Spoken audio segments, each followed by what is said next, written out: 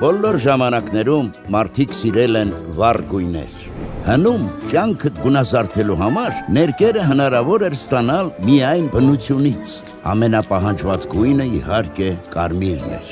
որը հայերի նախնիները ստանում էին փոքրիկ միջատից։ Այն այդպես էլ կոչվում էր Որթան կարմիր։ Որթանը ապրում էր Արարատյան դաշտում և Ուրմիա լճի մոտ։ Ամբողջ տարին այն անցկացնում է գետնի տակ և միայն աշնանն է ընդամենը մի քանի շաբաթով դուրս գալիս հողի մակերես։ Այդ ընթացքում էլ հարկավոր էր հասցնել հավաքել այն մեծ քանակությամբ։ 1 կիլոգրամ ներք ստանալու համար պետք էր մոտ 150,000 կարմրավորթ։ Արարատյան Որթան կարմիրից ստացված ներկը թեև շատ թանկ էր, բայց ուներ մի հրաշալի հատկություն։ Ժամանակի ընթացքում այն չէր կորցնում իր գույնն ու փայլը։ Կարմիրից բացի նրանից ստանում էին ամենատարբեր երանգները, բաց դեղինից մինչև մուգ կարմրամանուշակագույնը, ծիրանին։ Ծիրանի է կոչվում նաև արքայական թիկնոցը։ Արքայից բացի ոչ ոք իրավունք չուներ կարմիր կամ ծիրանի հագուստ կրել առանց հատուկ թույլտվության։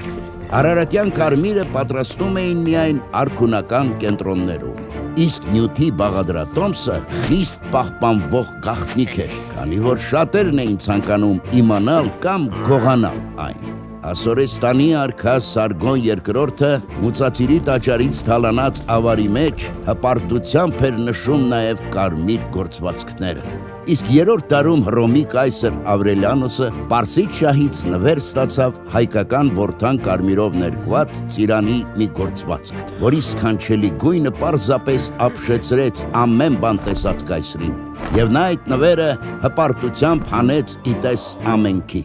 Հայկական կարմիրը այնքան մեծ փառք ուներ աշխարհում, որ Հայաստանը հաճախ անվանում էին Որթան կարմիրի երկիր, իսկ ինքը ներկը արևելքի հրաշք։ Հռչակավոր հայկական գորգերի թելը, մագաղաթյա մատյանների մանրանկարները, միջնադարյան որմնանկարները և նույնիսկ ներկված խաչքարերը,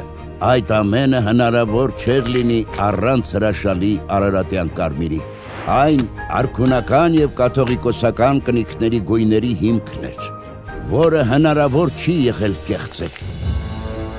Հայկական կարմիրը իր բացառիկ որակների համար օգտագործում էին նաև հանրաճանաչ Լեոնարդո դա Վինչին, Միքելանջելոն, Ռեմբրանտը, բայց Որթան կարմիրը միայն ներք չէր։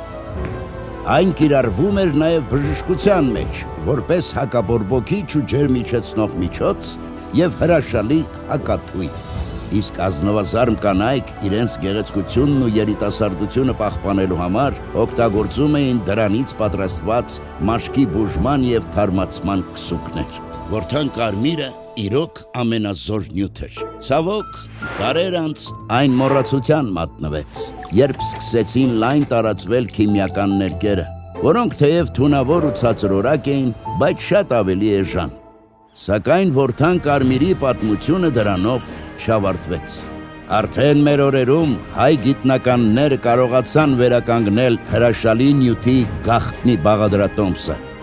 Եվ այսօր մենք նորից կարող ենք վայելել հազարամյակների խորքից մեզ հասած արևելքի հրաշքը, փառահեղ հայկական կարմիրը։